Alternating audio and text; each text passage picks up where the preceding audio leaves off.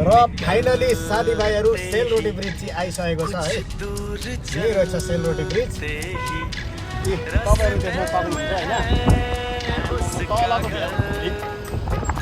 हेर न, आत्तिएर मुखै दरबारी भएर केही बोल्नु सकिरहेको छैन। तलको भ्यू चाहिँ एकदम दामी देखिरहेको छ यहाँबाट हो। सेलरोटी ब्रिज र सेलरोटी ब्रिजमा पनि स्नोम्यान लजिस्टिकको गाडी लिएर आइयो। यो चाहिँ कम्पनीले पनि अलिकति सोच्नुपर्ने कुरा हो होइन।